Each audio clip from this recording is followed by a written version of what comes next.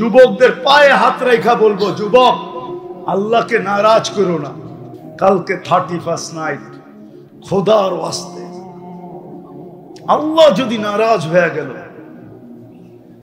শতবার সিগন্যাল দেওয়ার পরেও যদি আমরা সতর্ক না হই, হতে পারে এরকম একটা ঝটকা আসবে, কিয়ামত পর্যন্ত এটা ইতিহাসের পাতায় লেখা থাকবে। যেরকম তুর্কিরটা লেখা থাকবে, যেমন মরক্কোরটা লেখা থাকবে, যেমন আরো অনেক দেশেরটা লেখা আছে, আমাদেরটা এরকম হইতে পারে। বিদায় তোমাদের পায়ে হাত দিয়া বলি, কালকে 31st নাইট অতীতে যেরকম উদযাপন করছি এরকম করব না, না, না, ইনশাআল্লাহ। আমি তোমাদেরকে শুনাইতেছি, আমি একবার 31st নাইটে ছিলাম আমেরিকাতে, আরেকবার ছিলাম আমি অস্ট্রেলিয়াতে, কিন্তু আমি কোথাও আমাদের দেশের মতো দেখি নাই। আমি সত্য বলতেছি, তুমি ইচ্ছা করলে ফোন করে জেনে নিতে পারো। ওইখানে নির্দিষ্ট জায়গায় 31st নাইট অস্ট্রেলিয়ায় হয় শুধু ব্রিজের উপরে, আর কোথাও না। আমেরিকায় নির্দিষ্ট জায়গায় হয়। আমাদের মতো প্রত্যেক বাড়ি, প্রত্যেক ছাদ, প্রত্যেক গলি, প্রত্যেক বাজার, প্রত্যেক মহল্লা, এটা পাগলামি ছাড়া কিছু না। এটা আল্লাহকে নারাজ করা ছাড়া কিছু না। আর 14 তারিখ আমি বাংলাদেশে, আমি আমেরিকায়ও 14 তারিখ দেখছি। 14 তারিখ বুঝো তো না? ফিডার খাও, কোথেকে বুঝবা, ঠিক না? আমি তো আমেরিকা তো দেখছি ফুল নিয়ে কোনো কারাকারি নেই, দেখা হয়েছে, গালে গাল লাগাইছে, ইংলিশে বলছে ইউ আর মাই হানি, তুই আমার মধু, এইদিকে হয় ওইদিকে। হ্যাঁ, তোমরা তো ফুলের দোকানের লগে মারামারি করো 3 দিন আগের থেকে। এইবার আমার ফুল না থাকলে খবর আছে, কত কষ্ট করে 1 বছরে একটু লাইনে আনছি, এইবার ফুল দিলেই আমার লেখা পাঠাইবো I.U। আমার ফুল না থাকলে তোর খবর আছে, দোকান জ্বালায় দিমু, এটা করবো সেটা করবো। এটাই তো করো, ঠিক না? কি রাগ হয়ে গেল? পায়ে হাত রাখি, খোদার ওয়াস্তে আল্লাহকে নারাজ করো। তোমার যৌবনের বড় দাম। যুবকদের পায়ে হাত রেখা বলবো, যুবক আল্লাহকে নারাজ করো না। অথচ হইতে পারে আমাকে কেউ বলবে যে বাংলাদেশের জন্মলগ্ন থেকে আজ পর্যন্ত শতবার ভূমিকম্প আসছে, কোনো বিপর্যয় হয় নাই, এই জন্য তো জীবনে কোনোদিন আর বিপর্যয় হবে না, এরকম না। 31st নাইটের পরের দিন 2014-তে 7.8 ভূমিকম্প আসছিল বাংলাদেশে। তোমাদের পায়ে হাত ধরি, পায়ে হাত রাখি, আল্লাহকে নারাজ করো না। 31st নাইটের পরের দিন কিন্তু বাংলাদেশে 7.8 ভূমিকম্প আসছিল। আপনারা জানেন কি জানেন না জানি না। হ্যাঁ, রাত্র 5টা 5-এ আসছিল, যদিও বিপর্যয় হয় নাই। ঢাকায় একটা কথা আছে, সবাই লোকে পাঙ্গা লওয়া ঠিক না, ঠিক না? আমি আইলাম, চেয়ারম্যানের লোকে যদি পাঙ্গা লইতো ঠিক হবে নাকি? পাঙ্গা বোঝেন? আমি তো পুরান ঢাকায় থাকি, পুরান ঢাকায় মানুষ, বিয়ে করছি পুরান ঢাকায়, ব্যবসা করি পুরান ঢাকায়, বড় হয়েছি পুরান ঢাকায়, এই জন্য পুরান ঢাকায় কথা বলতেছি। সবাই লোকে পাঙ্গা লওয়া, পাঙ্গা বোঝেন কি? হ্যাঁ, টক্কর, টক্কর, টক্কর, গ্যাদারিং না, টক্কর, টক্কর বোঝেন? হ্যাঁ, সবার লোকে লওয়া ঠিক না। ঢাকায় রাখায় পাঙ্গা, বুঝছেন? আল্লাহর লোকে পাঙ্গা লওয়া ঠিক না। সরো দুনিয়ার লোকে লন, তাতে কিছু আসে যায় না। আল্লাহর লোকে নিয়েন না, আল্লাহর রসুলের লোকে নিয়েন না। আরেকটা আছে, আল্লাহ ওয়ালাগর লোকে নিয়েন না। আল্লাহর লোকে না, আল্লাহর রসুলের লোকে না, আর কি আল্লাহ ওয়ালাদের সাথে নিয়েন না। তাইলে কিন্তু কথা মনে উঠলো, এই জন্য বলতেছি। ইমাম গাজালি নিজের চোখের দেখা কাহিনী লেখছেন যে দেখলাম যুবক বৃদ্ধের গালে থাপ্পড় দিল, দিতে দেরি, যুবক পড়তে দেরি হলো না, জমিনে পড়তে দেরি হলো না। তো বৃদ্ধকে জিজ্ঞাসা করছে, তুই করলি কি? কিচ্ছু করি নাই, প্রেমের খেলা হয়ে গেছে। প্রেমের খেলা আবার কি? এখানে প্রেম আসলো কোত্থেকা? ওর প্রেমিকার গায়ে আমার পায়ের কাদা লাগছে, ও সইতে পারে নাই। আমার বৃদ্ধ ভিক্ষুক গালে থাপ্পড় বসায় দিছে, আমাকেও একজন ভালোবাসে, সেও সইতে পারে নাই, সে প্রতিশোধ সাথে সাথে নিয়ে আনিছে। বিদায় এই দিগো প্রেম, এই দিগো প্রেম, মধ্যখানে খেলা। এই জন্য আমি বলছি টক্কর নেন, যার সাথে মনে চায় নেন, কিন্তু পায়ে হাত রাখা বলি আল্লাহর সাথে, রসুলের সাথে না, আল্লাহ আলাদের সাথে না। এই জন্য যুবক, তোমাদের পায়ে হাত দিয়া বলবো, কালকে 31st নাইট, খোদার ওয়াস্তে আল্লাহ যদি নারাজ হয়ে গেল, শতবার সিগন্যাল দেওয়ার পরেও যদি আমরা সতর্ক না হই, হতে পারে এরকম একটা ঝটকা আসবে, কিয়ামত পর্যন্ত এটা ইতিহাসের পাতায় লেখা থাকবে, যেরকম তুর্কিরটা লেখা থাকবে, যেমন মরক্কোরটা লেখা থাকবে, যেমন আরো অনেক দেশেরটা লেখা আছে, আমাদেরটা এরকম হতে পারে। বিদায় তোমাদের পায়ে হাত দিয়া বলি, কালকে 31st নাইট অতীতে যেরকম উদযাপন করছি এরকম করব না, না, না, ইনশাআল্লাহ। আমি তোমাদেরকে শুনাইতেছি, আমি একবার 31st নাইটে ছিলাম আমেরিকাতে, আরেকবার ছিলাম আমি অস্ট্রেলিয়াতে, কিন্তু আমি কোথাও আমাদের দেশের মতো দেখি না। আমি সত্য বলতেছি, তুমি ইচ্ছা করলে ফোন করে জেনে নিতে পারো। ওইখানে নির্দিষ্ট জায়গা 31st নাইট অস্ট্রেলিয়ায় হয় শুধু ব্রিজের উপরে, আর কোথাও না। আমেরিকায় নির্দিষ্ট জায়গায় হয়, আমাদের মতো প্রত্যেক বাড়ি, প্রত্যেক ছাদ, প্রত্যেক গলি, প্রত্যেক বাজার, প্রত্যেক মহল্লা। এটা পাগলামি ছাড়া কিছু না, এটা আল্লাহকে নারাজ করা ছাড়া কিছু না। আর 14 তারিখ আমি বাংলাদেশে, আমি আমেরিকায়ও 14 তারিখ দেখছি। 14 তারিখ বুঝো তো না? ফিডার খাও, কোথেকে বুঝবা, ঠিক না? আমি তো আমেরিকা তো দেখছি, ফুল নিয়ে কোনো কারাকারি নেই, দেখা হয়েছে, গালে গাল লাগাইছে, ইংলিশে বলছে ইউ আর মাই হানি, তুই আমার মধু, এইদিকে হয় ওইদিকে। হ্যাঁ, তোমরা তো ফুলের দোকানের লগে মারামারি করো 3 দিন আগের থেকে। এইবার আমার ফুল না থাকলে খবর আছে, কত কষ্ট করে 1 বছরে একটু লাইনে আনছি, এইবার ফুল দিলেই আমার লেখা পাঠাইবো I.U। আমার ফুল না থাকলে তোর খবর আছে, দোকান জ্বালায় দিমু, এটা করবো সেটা করবো। এটাই তো করো, ঠিক না? কি রাগ হয়ে গেল? পায়ে হাত রাখি, খোদার ওয়াস্তে আল্লাহকে নারাজ করো। তোমার যৌবনের বড় দাম। ওয়ালা আরদুন আরদা ওয়ালা বাহরিন মা ফি কারি ওয়ালা জাবালুন মা ফি ওয়ারি হুয়াল আউয়ালু ওয়াল আখির ওয়া হুয়াল যাহিরু ওয়াল বাতিন ওয়া হুয়া আলা কুল্লি শাইইন কাদির। والصلاة والسلام على حبيبنا وقطعة كبدنا مصطفى مجتبى محمد رسول الله صلى الله عليه وعلى آله وأصحابه وأتباعه ونائبه صلاة وسلاما تنجينا بها من جميع الأحوال والآفات وتقضي لنا بها جميع الحاجات وتطهرنا بها من جميع السيئات وترفعنا بها عند الله أعلى الدرجات. أما بعد، فأعوذ بالله من الشيطان الرجيم. بسم الله الرحمن الرحيم. لقد كان لكم في رسول الله أسوة حسنة.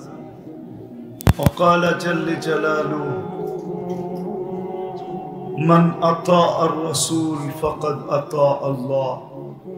وقال جل أعلى: وإن تطيعوه تهتدوا.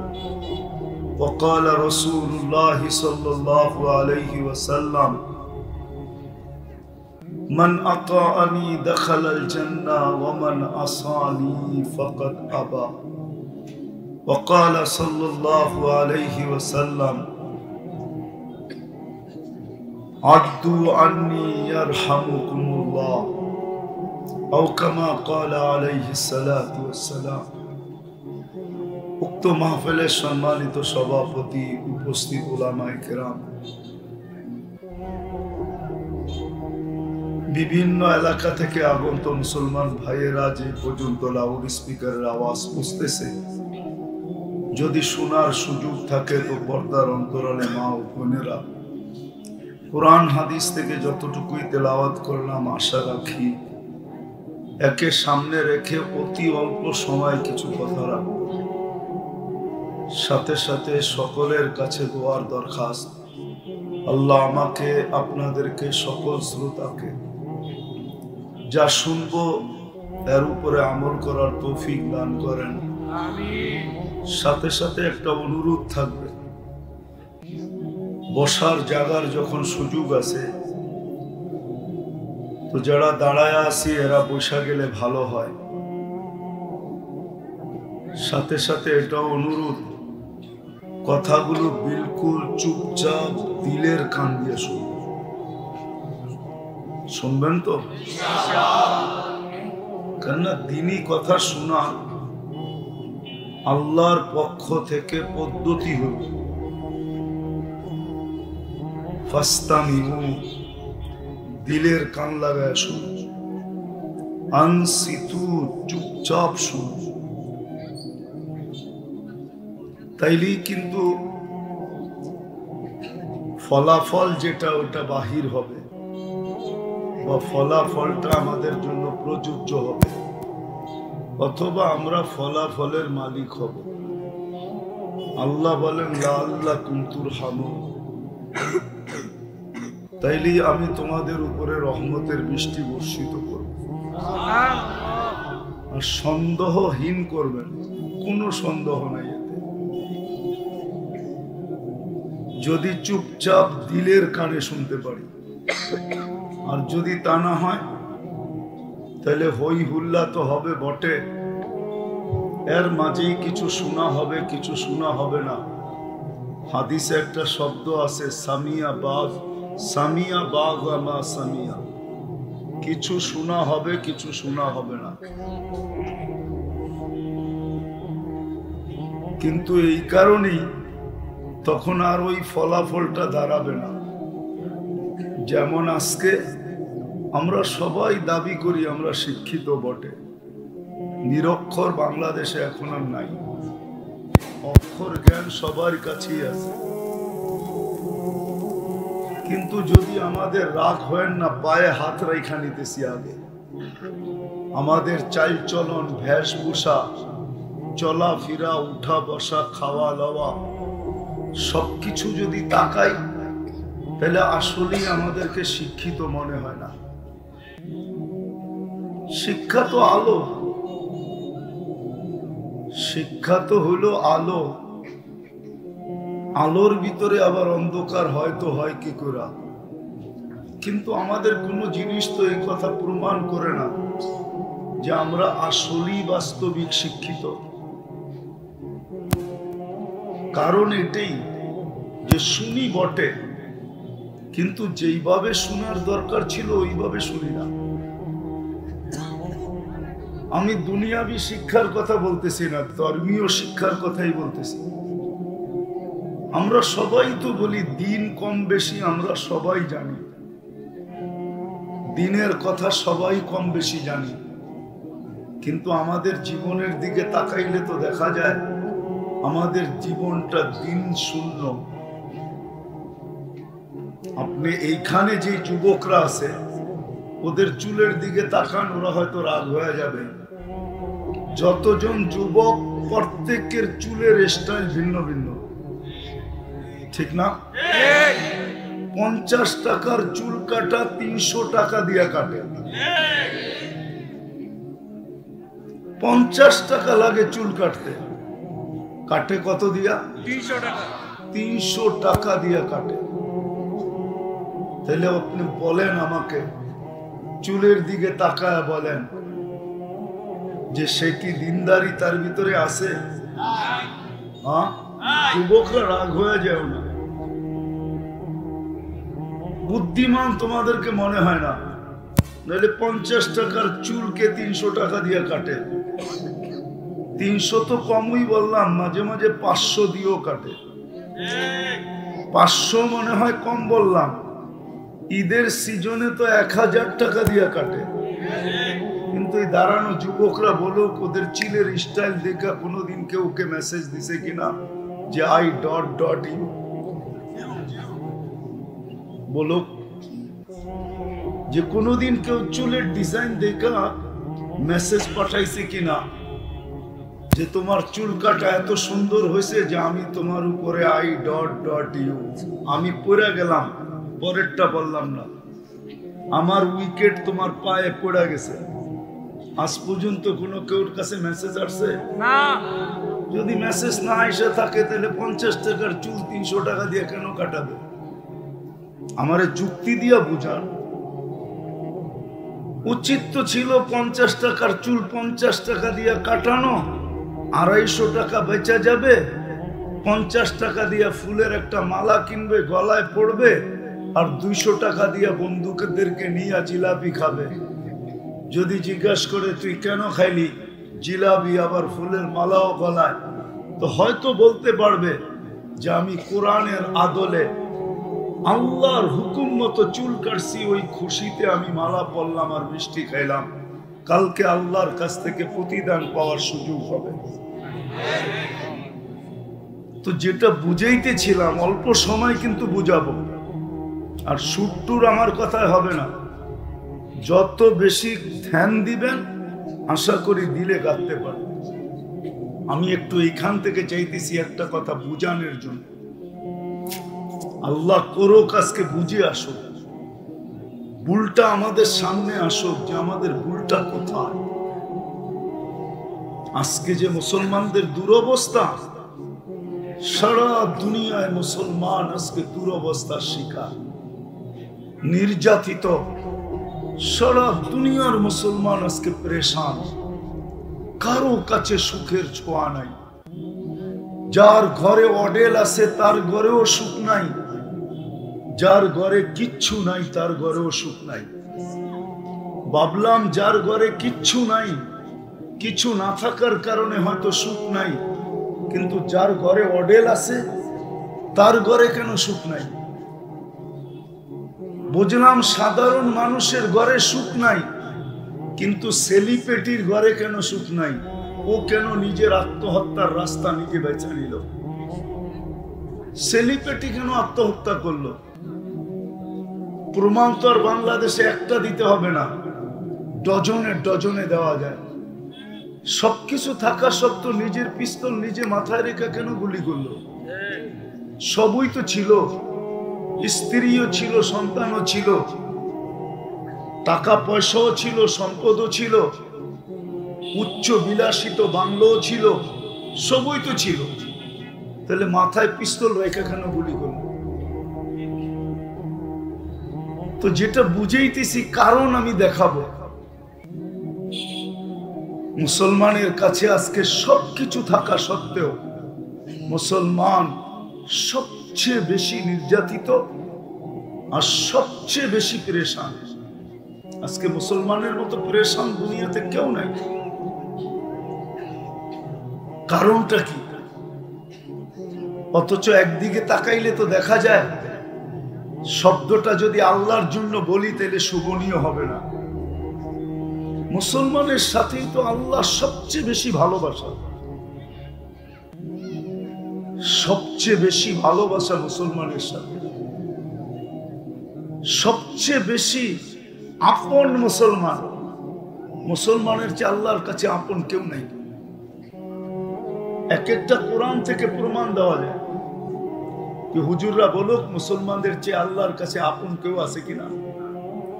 প্রিয়, ভালোবাসার পাত্র, স্নেহের পাত্র, মোহাব্বতের পাত্র। মুসলমানদের সাথে যতটুকু আল্লাহর ভালোবাসা, মোহাব্বত, প্রেম, প্রীতি, কোনো সৃষ্টির সাথে তো নাই, কোনো ব্যক্তির সাথে তো নাই, কোনো উম্মতের সাথে তো নাই। কিন্তু মুসলমান আজকে কেন পেরেশান? আল্লাহর সাথে এত প্রেম, এত প্রীতি, এত ভালোবাসা, এত মোহাব্বত আল্লাহর সাথে না। আল্লাহ ভালোবাসে, আল্লাহ আল্লাহ আল্লাহ ভালোবাসে, আল্লাহ আমাদেরকে ভালোবাসেন। মুসলমানকে আল্লাহ ভালোবাসেন। যদি প্রমাণ চান তাহলে প্রমাণ দিতে পারি। গুনাহ করার পরে যদি আল্লাহ বলে একটা চিৎকার দেয় না, আল্লাহ বলে শুধু আল্লাহ, তখনও ভালোবাসার পরিচয় দিয়ে আল্লাহ জবাব দেয়, আলিমা আবদি আন্না লাহু রাব্বা। সুবহানাল্লাহ। আল্লাহ ভালোবাসা যদি না থাকতো এই কথা কোনোদিন বলতেন না। আল্লাহ বলে আমারে ডাকলো তো, আচ্ছা কি করবেন? মাফ করে দিলাম। মাপ তো চায় না, শুধু আপনার নাম উচ্চারণ করছে। তা আল্লাহ বলতেছে চাকান না চা, ভালোবাসার পাত্র তো, ভালোবাসার পাত্র তো। মুসলমান তো মুসলমান, এক কাফের মানুষের সাথেও আল্লাহর ভালোবাসা দেখেন। আল্লাহ মানুষকে ভালোবাসে। এক কাফের মানুষের সাথে যদি আল্লাহর এত ভালোবাসা হয়, তাহলে দুটা দেখাইতেছি যদি বুঝে আসে। ইব্রাহিম আলাইহিস সালাম মেহমান ছাড়া খাইতেন না। যদিও আমাদের স্বভাব নাই, কারণ আমাদের সমাজ তো এখন এরকম হয়ে গেছে, মেহমান দেখলে বিরক্তি বোধ করে। ঠিক না? ঠিক না? কি বলেন? সবাই ধারণা করে অবেলা আসলেই ভালো, বেলা মতে আসলে তো আবার খাওয়াইতে হবে। ঠিক না? কিন্তু ইব্রাহিম আলাইহিস সালাম মেহমান ছাড়া খাইতেন না। তো মেহমানকে নিয়ে বসছেন খাইতে, তো জিজ্ঞাসা করছে, পরিচয় নিতে যে বাহির হয়ে আসছে অগ্নি পূজক, ও আগুনের পূজা করে। তো ইব্রাহিম আলাইহিস সালাম ভাবতে ছিল যে আমার খাওয়া, আমি খলিল, তুমি খাও তো খাও কি করে। আরে হাদিসের দিকে দেখলে ওনার ধারণা ঠিকই ছিল। আল্লাহর রাসূল বলছে লা ইয়াকুল তুআমুকা ইল্লা তাকি, তোমার খাওয়া যেন কোনো মুত্তাকি পরহেজগার ছাড়া না খায়। তো উনি উঠে দিছেন, চল ভাই তোকে খাওয়াবো না। হয়তো একটু সামান্য দূরেই গেছেন, আল্লাহ পিছর থেকে ওহী পাঠাইছে, খলিল 250 বৎসর 3 বেলা খাওয়াইতেছি, এক বেলা খাওয়াইলেন না, উঠায় দিলেন।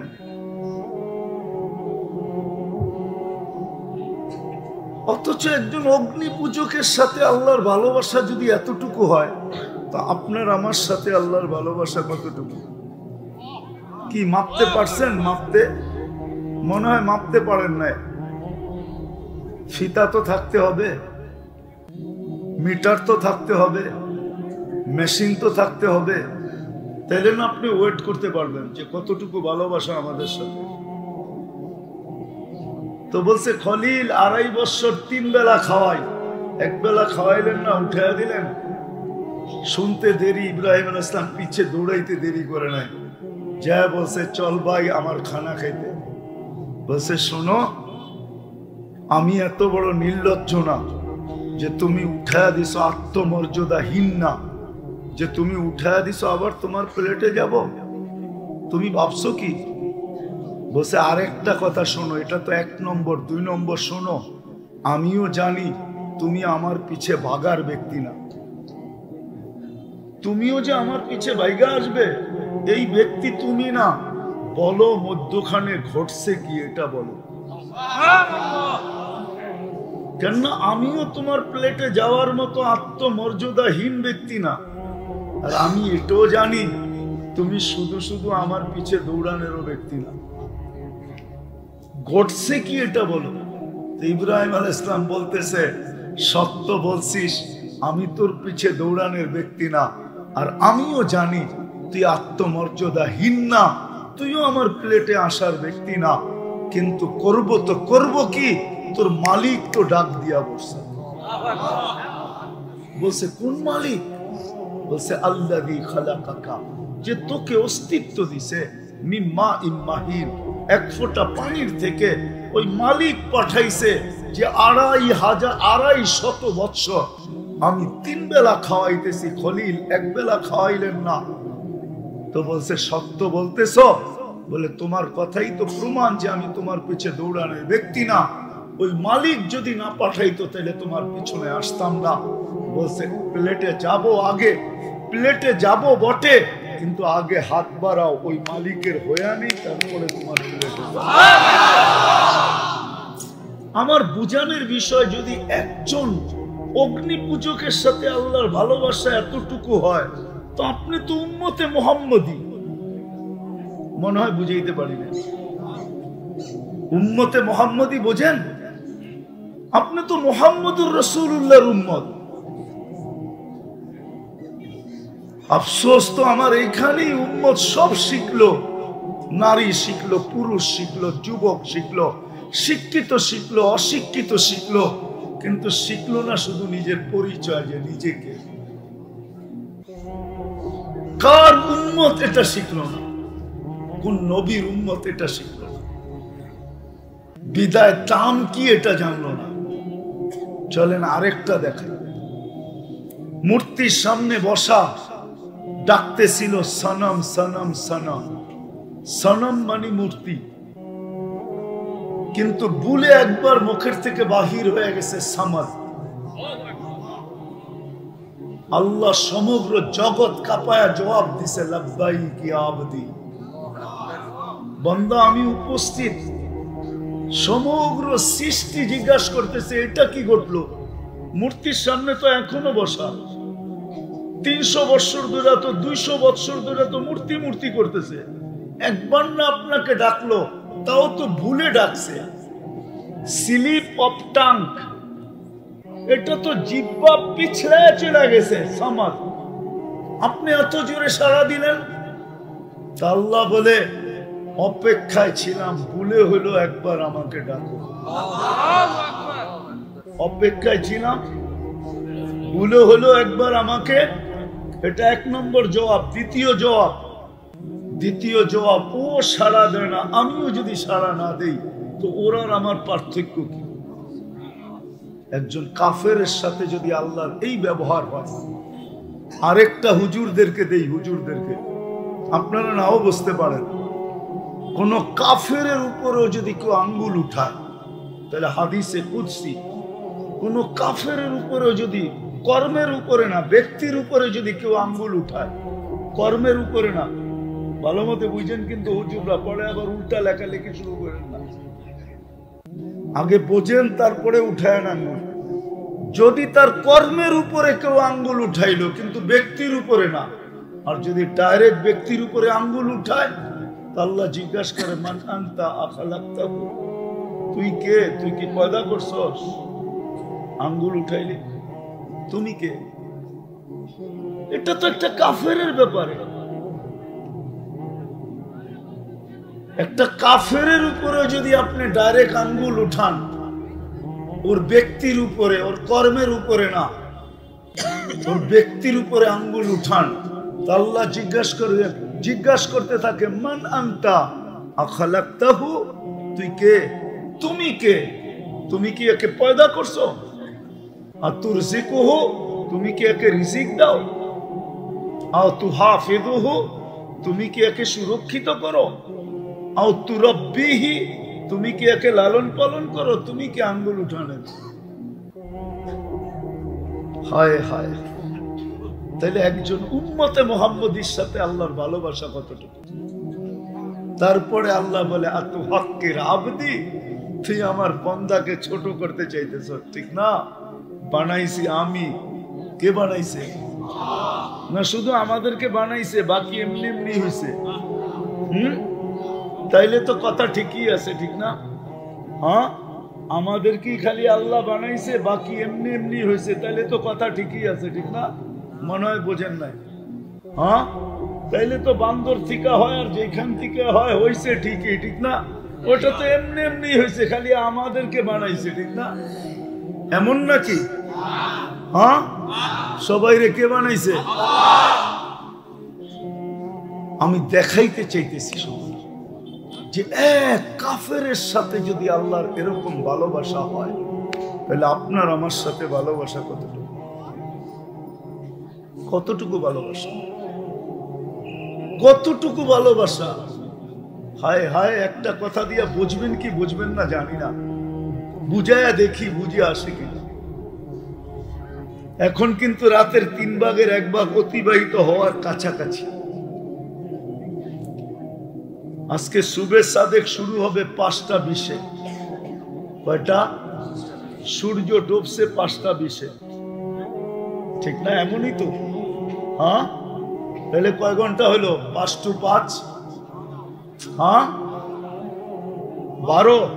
3 দিয়া ভাগ দেন, 3 4 12, 5টা 6টা 7টা 8টা 9টা 20 15 বাজে। এখন রাতের 3 ভাগের 1 ভাগ অতিবাহিত হওয়ার বিলকুল রেখায় চলে আসছে। 20 মিনিট পরে অতিবাহিত হয়ে যাবে।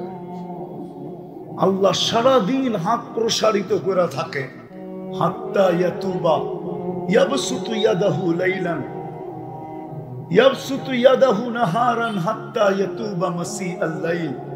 সারাদিন হাত প্রসারিত করে রাখে যেন কোনো নাফরমান আল্লাহর কাছে আইসা তওবা করে। রাত্রেও কিন্তু প্রসারিত করে, কিন্তু 3 ভাগের 1 ভাগ পর্যন্ত। তারপরে ভালোবাসার খাতিরে আমি বলি, উলামা মানবে কি মানবে না জানি না, আমি মনে হয় এটা ভালোবাসার খাতিরে আল্লাহ বলে প্রসারিত করে সেই সুবে সাদেক থেকে রাত্রের 3 ভাগের 1 ভাগ পর্যন্ত তো প্রসারিত করে ছিলাম। যা আসার তো আসছে, কিন্তু যারা আসে নাই তখন আল্লাহ প্রথম আকাশে নাইমা আসে আর ভালোবাসার পরিচয় দিয়া ডাকতে থাকে।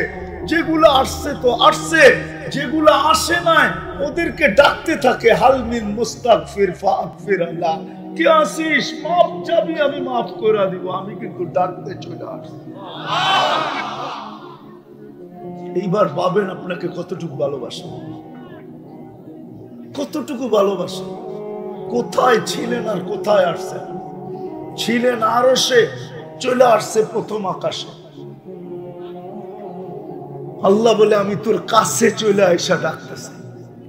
আসল কথায় চলে আসি যদি এতটুকু বুঝে আইসা থাকে যে উম্মতের সাথে আল্লাহ এত ভালোবাসা, এত প্রেম, এত প্রীতি, এত মোহব্বত, এত ভালোবাসা।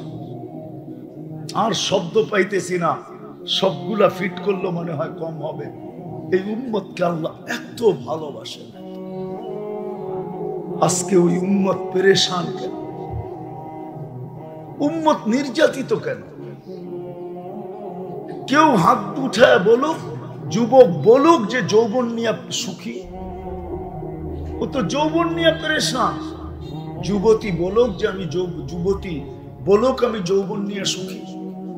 নারী বলুক যে আমি স্বামী নিয়ে সুখী। স্বামী বলুক আমি স্ত্রী নিয়ে সুখী।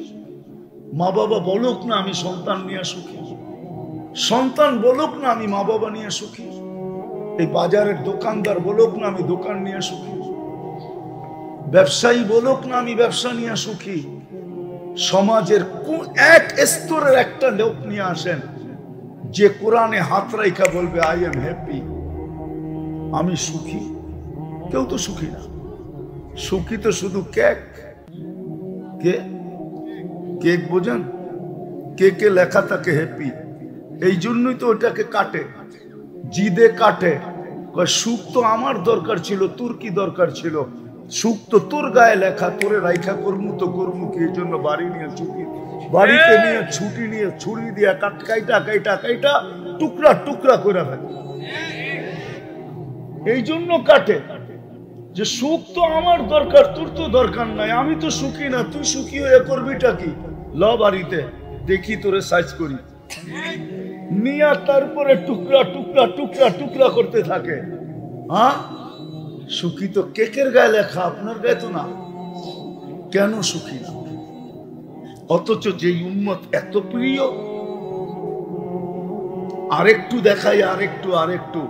এটা শুধু হুজুররা বলবে সাহাবাদের জন্য না, এটা উম্মতের ভালোবাসা। জানি না বুঝবেন কিনা, হুজুররা বুঝবে। বায়াতে রেজওয়ান যখন হইতেছিল, গাছের নিচে যখন আল্লাহ রসুল বায়াত নিতেছিলেন, উমরার জন্য যখন বাহির হয়েছেন, কাফেররা বলছে না, আপনি এই বছর উমরা করতে পারবেন না। তো ওদেরকে রাজি করানোর জন্য আল্লাহ রসুল ওসমান রাদিয়াল্লাহু তাআলা আনহুকে পাঠাইছিলেন যে ওসমান, এত দূর চলে আসছি, একবারে মক্কার নাকের ডগায় সবাইকে নিয়ে একটু বুঝাও না এদেরকে যায়া যে আমরা উমরা করব আর সাথে সাথে মক্কা ছেড়ে বাহির হয়ে চলে যাব। কেননা ওরা ভয় পাইতেছিল যে উমরা করব আবার কইরেই আবার বয়া পড়ে কিনা, আবার বয়া আমাগরে ধাক্কা দিয়া বাড়ি করে দেয় কিনা। তো উসমান রাদিয়াল্লাহু তাআলা আনহু যখন গেছেন, শয়তান তার কাজ চালায়া দিছে। আয়েশা এদিক দিয়া প্রসিদ্ধ করে দিছে যে উসমানকে পায়া শহীদ করে ফেলছে। এরকমই তো কাহিনী, শহীদ করে ফেলছে। এখন সাহাবাদের পায়ের রক্ত মাথায়, উমরাও করতে পারলাম না, উসমান শহীদ, খালি হাতে ফিরা যাব কখনো সম্ভব না। কি করবে? উসমানের রক্তের বদলা নিয়ে যাব। হয়তো বদলা নিব, না হয় জান দিব। আল্লাহ রসুল বলছে জোশে বললে হবে না, হুশে বলো, বায়াত করো আমার হাতে। তখন সবাই মৌতের উপরে বায়াত করতেছে, অথচ আল্লাহ চুপ, জিবরিল পাশে। জিবরিল আলাইহিস সালাম তো আল্লাহ রসুল থেকে দূরে থাকতেন না, আর থাকার প্রশ্নও ছিল না।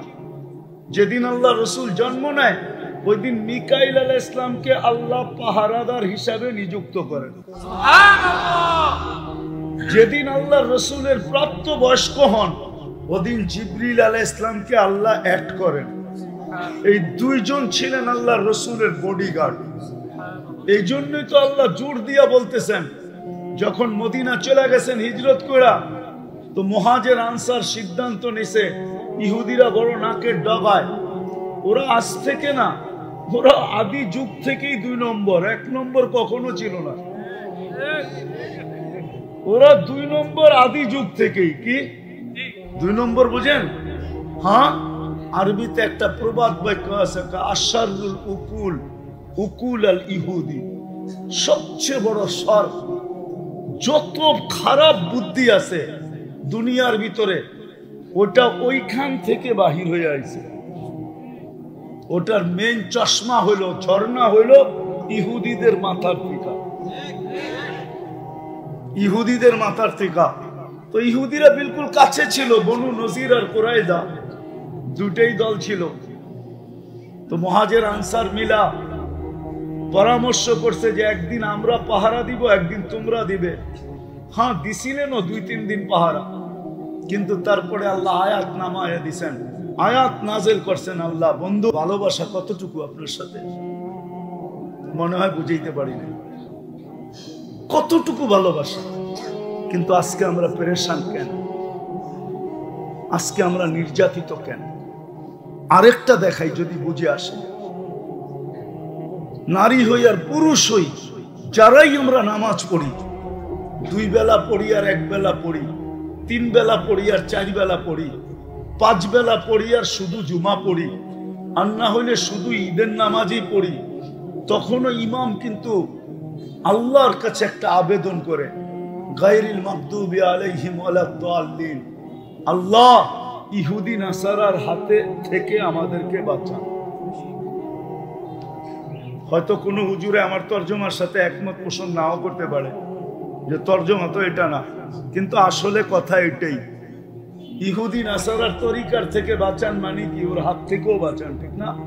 আদর্শ থেকে আমাদেরকে বাঁচান, তো ওর হাত থেকে আমাদেরকে বাঁচান। কিন্তু ডেলি 32 বার যারা 5 ওয়াক্ত পড়ে, ওরা 32 বার বলে। কত? কেননা 5 ওয়াক্ত নামাজ যারা পড়ে, তারা ডেলি কমসে কম 32 রাকাত পড়ে। 12 রাকাত সুন্নতে মুআক্কাদা, 3 রাকাত বেতের, কত হলো? 15, 17 রাকাত ফরজ, কত হলো? 32 রাকাত। আপনি তো ডেলি আবেদন করেন ইমামের মাধ্যমে, আপনারা পড়েন আর না পড়েন, বাংলাদেশের 3 লক্ষ মসজিদের ইমামরা তো পড়ে না? এরাও খেতার ভিতরে থেকে ফজরের নামাজ পড়ায়। হ্যাঁ, এরা তো পড়ে, ঠিক না? না পড়ে না? কিন্তু আজকে আমরা নির্যাতিত কার হাতে? ইহুদিদের হাতে। এত ভালোবাসার পাত্র, এত ঘৃণার পাত্র হইলো তো হইলো কেন?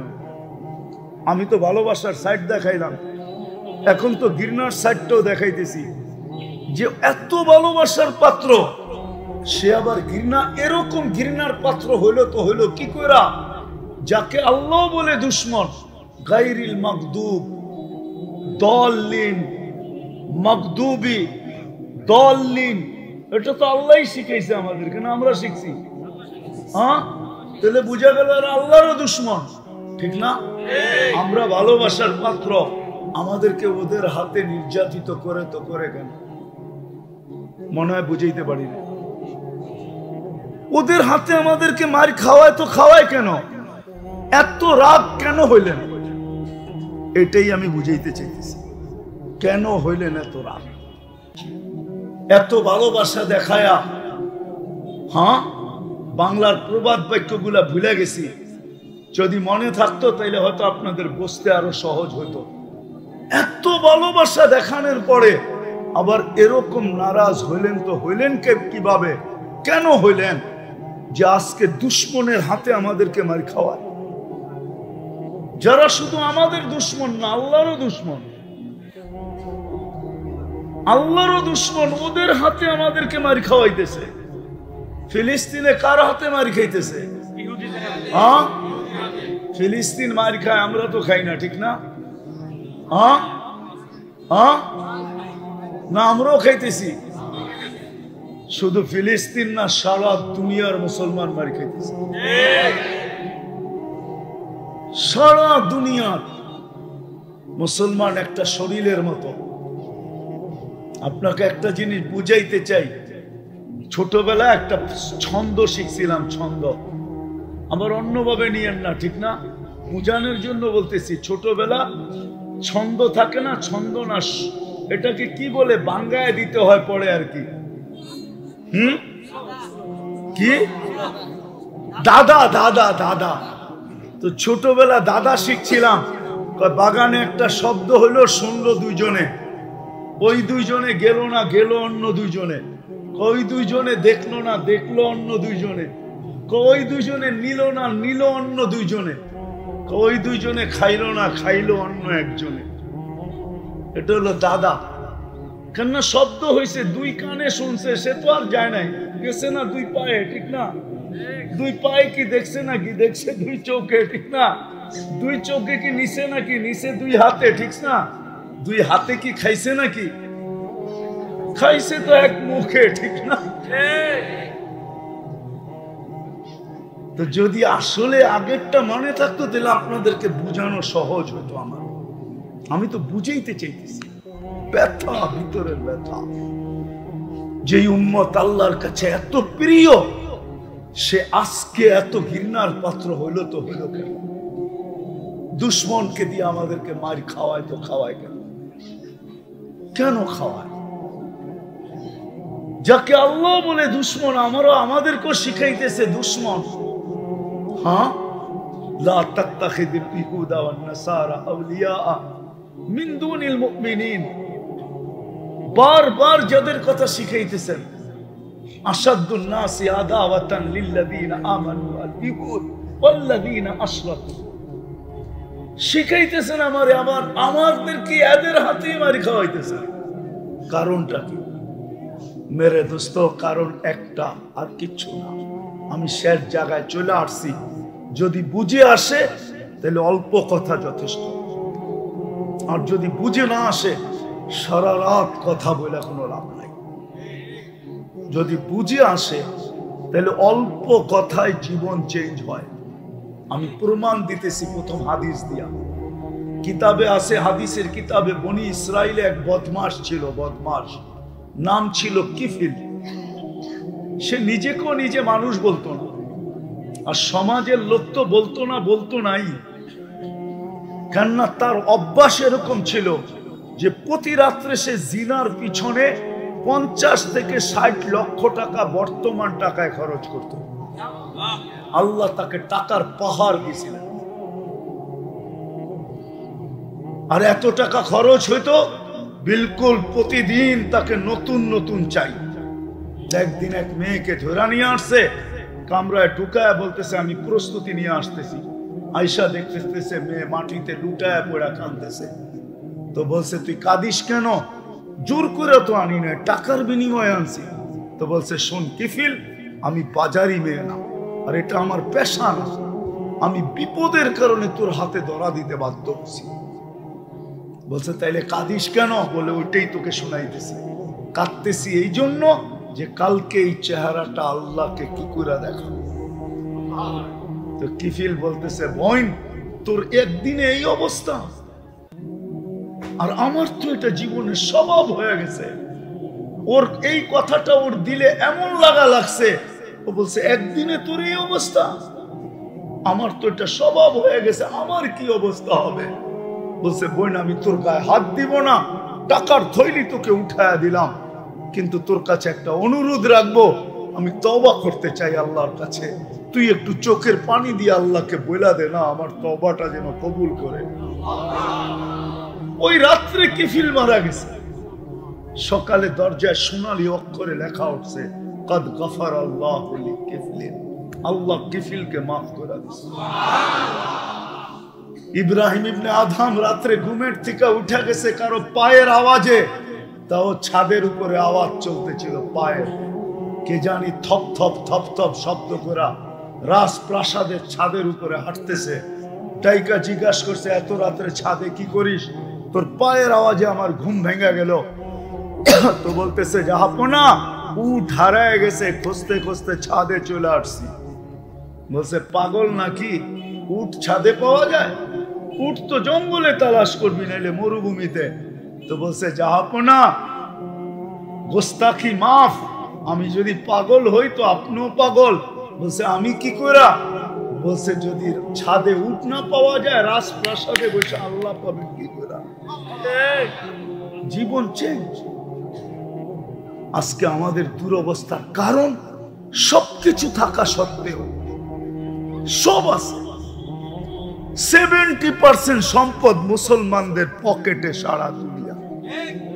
বিশ্বাস হয় না? আরে যাই না হই না যে বলেন, নাইলে তো মানুষ বলে করবে আমারটা ভুয়া।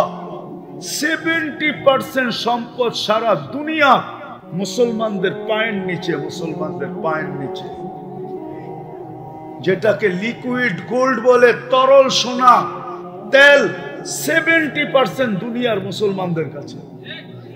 গ্যাস মুসলমানদের কাছে।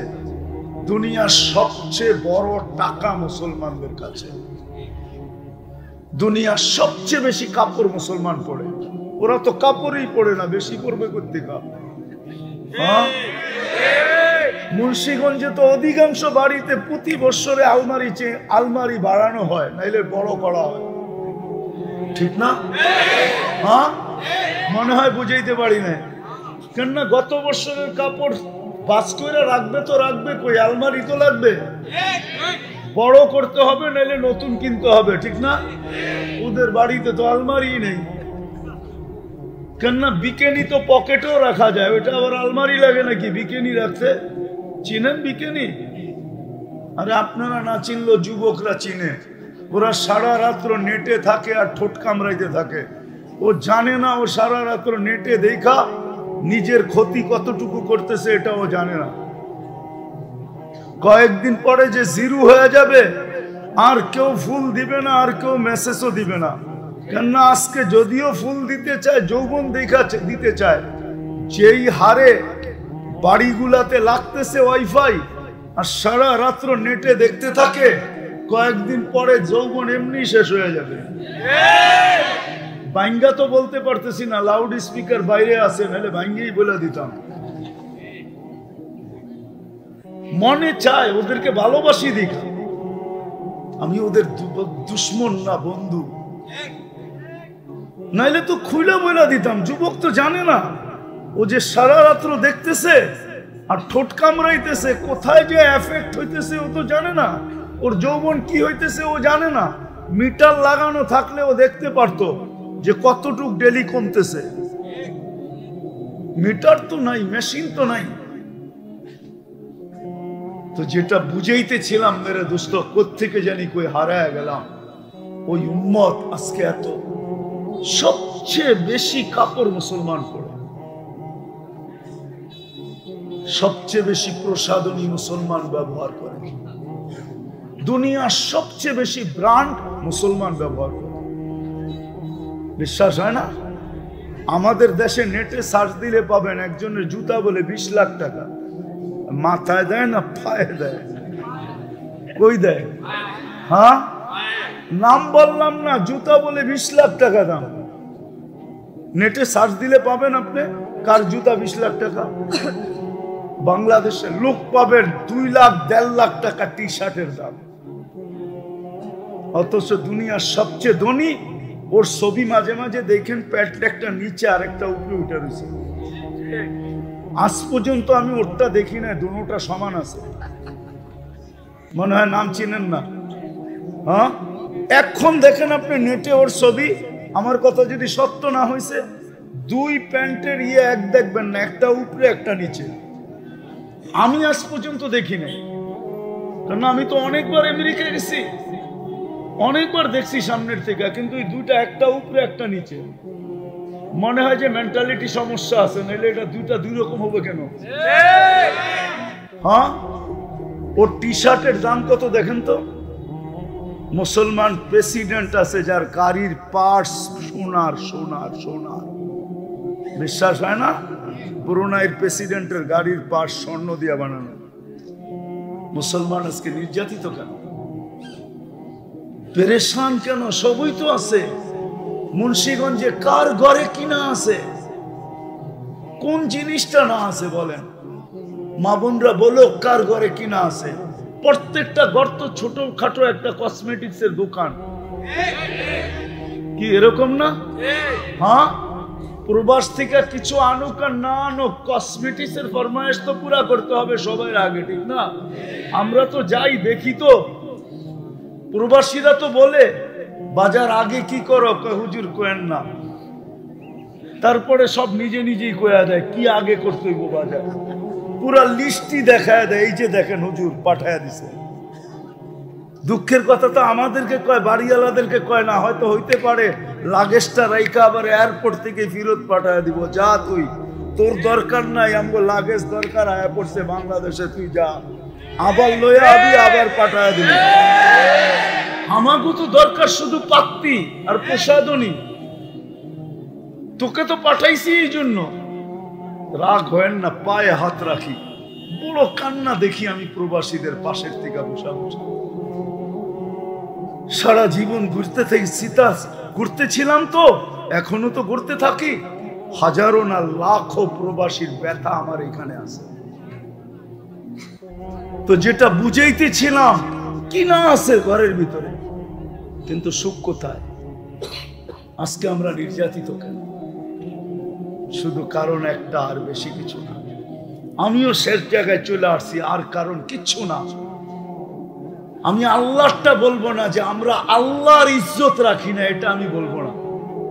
এটা এই জন্য বলবো না কেননা আল্লাহ যেন কোনো এক প্রশ্নের উত্তরে মনে হয় ওলামা এক হবে কি হবে না জানি না, আল্লাহ মনে হয় নিজের দাবি ফিরে আনিছেন।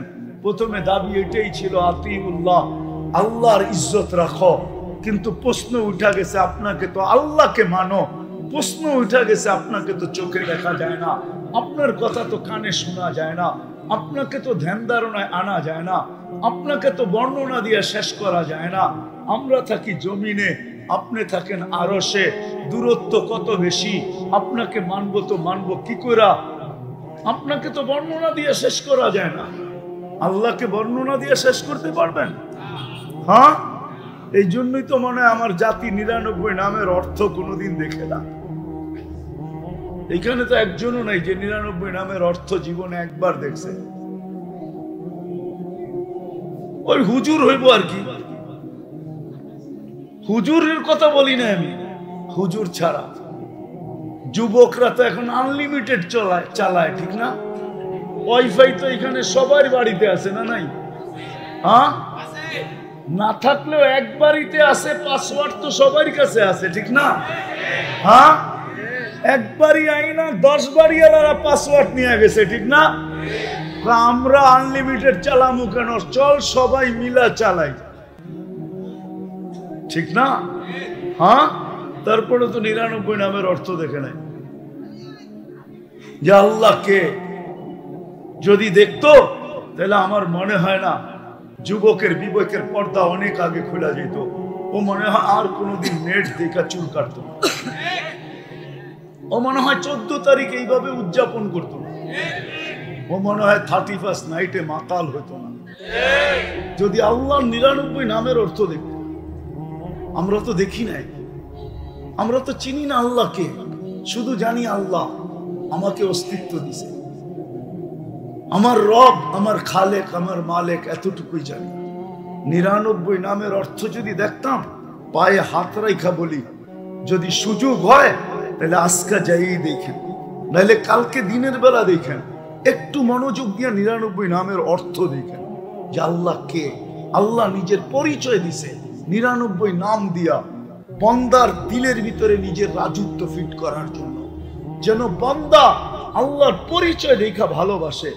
যেমন যুবকরা বড় ভাই ডাকতে দেরি, লঙ্গি খুলা দৌড় দিতে দেরি করে না, জীবনগর ওরা তো আমার উপরে রাগ হয়ে যাবে, পরে তো গাড়ি আটকায় দেয় কিনা আল্লাহই জানে। পদস্থ ব্যক্তি দেখলে দেরি, সেলফি তোলার জন্য পাগল হয়ে যায়, আবার ফেসবুকেও ছেড়া দেয়, আবার কতজনে পোস্টারই বানায় আলায়, ঠিক না? দুনিয়ার একা দেখছো ছবিটা কেন লবে? হ্যাঁ, ও যদি আল্লাহ চিনতো তাহলে সারা রাত্র কাটাইতো এই চিন্তায় যে মালিক তোমার লোকে সেলফি কবে তুলব। আবার হুজুররা কয় আল্লাহর লোকে সেলফি তোলা যায় নাকি? হ্যাঁ, আরে সেলফি কেন, আরো কিছু যাবে, একদিন তো আসবে আল্লাহ নিজের হাতে পান করায় দিবে। সাকাহুম রাব্বুহুম শারাবান তাহুরা, সুবহানাল্লাহ। প্রতি শুক্রবারে আল্লাহ এই উম্মতকে নিজের কুদরতি হাত দিয়া পান করায় দিবে, সুবহানাল্লাহ। প্রতি শুক্রবারে আল্লাহ এই উম্মতকে দাওয়াত খাওয়াবে, দাওয়াত। চিরদিন যখনই শুক্রবার আসবে সকালবেলা জান্নাতে স্লোগান চলবে, আর রহিম ইলা দাইফির রহমান, চলো আল্লাহর দাওয়াত, চলো আল্লাহর দাওয়াত, চলো আল্লাহর দাওয়াত। যেরকম শুক্রবারে কয় চলো জুমার জন্য, সত্যি শুক্রবারে জান্নাতে আওয়াজ হবে চলো আল্লাহর দাওয়াত। পুরুষ আলাদা, মহিলা আলাদা, না জানি কত কুঠি আইটেম আল্লাহ বানাবে আমাদের জন্য। বাবুর্চি পাক করবে না, আল্লাহ কুদরত দিয়া পাক করবে। খাওয়া শেষ, তারপরে শরাবান তাহুরা, সাকাহুম রাব্বুহুম শরাবান তাহুরা, আল্লাহ প্রত্যেককে পান করাবে, আবার কথা বলবে, জিজ্ঞাসা করবে কেমন আছো যুবক, কেমন আছিস, যা দিছি খুশি তো না, আরো লাগবে কিনা বল, কি লাগবে বল, আজকে আমি তোর উপরে রাজি, যা চাবি চাবি।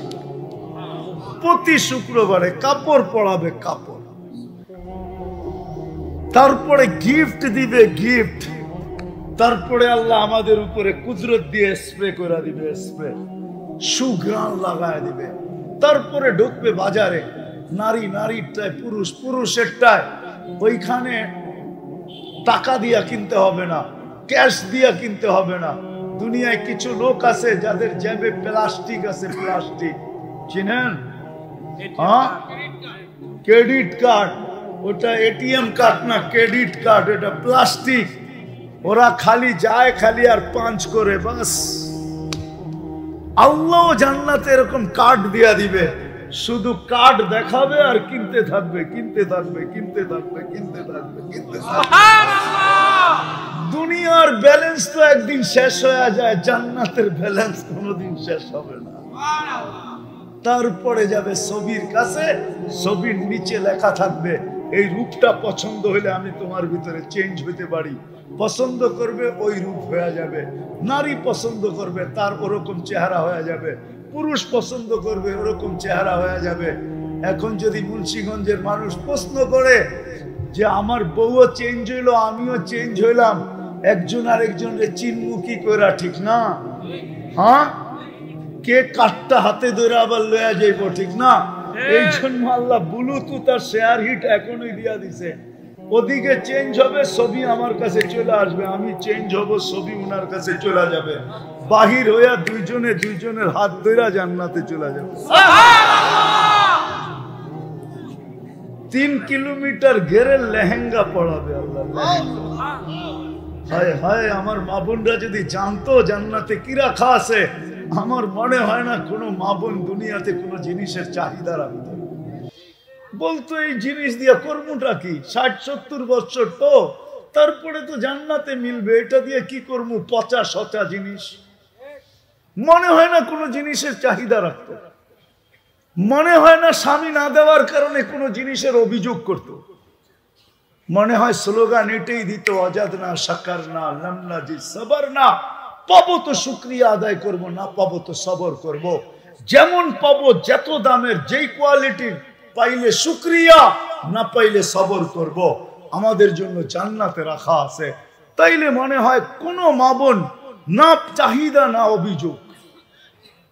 মনে হয় সাহাবাদের ঘরের মতো আমাদের ঘরগুলো হতো। পুরুষগুলা মনে হয় আরো যুবক থাকতো অনেক দিন, দাড়ি চুল কাঁচা থাকতো আরো অনেক দিন, ঠিক না? মনে হয় বুঝাইতে পারি না আপনাদেরকে। দাড়ি চুল পাকে কেন তাড়াতাড়ি? হ্যাঁ, অভিযোগ আর চাহিদার বা। হায় হায়, আমাদের ঘরগুলা যদি এরকম হইতো মা বোনরা। চলেন আলী রাদিয়াল্লাহু তাআলা আনহুটা শুনে আলি। আলী রাদিয়াল্লাহু তাআলা আনহু জিজ্ঞাসা করছে, সবচেয়ে উত্তম ঘর কোনটা? দাখালা যাওজুহা বাইতাহা। যখন স্বামী ঘরের থেকে বাহির হলো, পুরুষ তো পুরা ঘর হাজিনাত,